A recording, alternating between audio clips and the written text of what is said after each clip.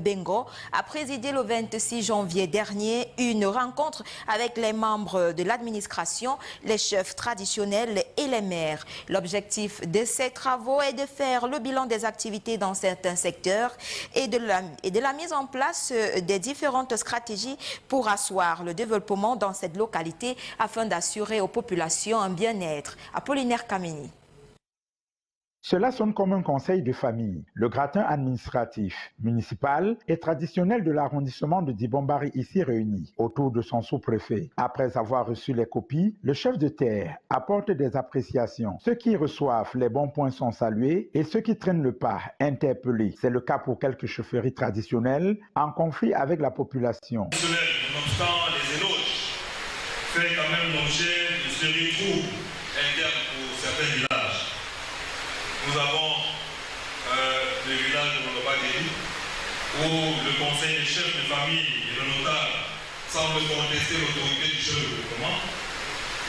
Nous avons le village d'Yabéa, Majesté, chef supérieur du pardon Bakoko.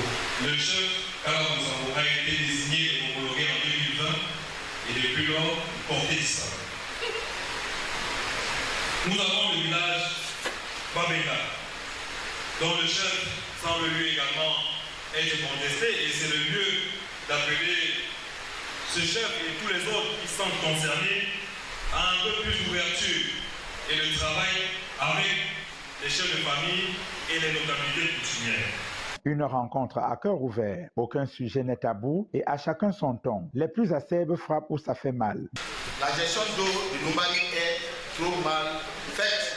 Je ne peux pas entrer dans les détails, mais je ferai un effort pour rencontrer M. le sous-préfet en particulier. L'initiative est de l'autorité administrative, fortement appréciée des forces vives de l'arrondissement de Dibombari. Il a passé en revue tous les problèmes avec un bilan exact et il a interpellé à la fois la chefferie traditionnelle et ses collaborateurs et les élites pour qu'ensemble nous puissions nous mettre ensemble pour faire progresser Dibombari et de lui faire réellement occuper sa place dans le littoral. Cette rencontre prône la gestion participative qui vise le développement du dit arrondissement dans le département du Mungo. Nous avons commencé avec du sport et nous clôturons avec du sport car c'est la fête du football en Afrique. Dans quelques 2 heures, le Cameroun va tenter de refaire l'histoire au stade Félicia, plateau à Abidjan. Le Nigeria qui n'a perdu aucun match dans la phase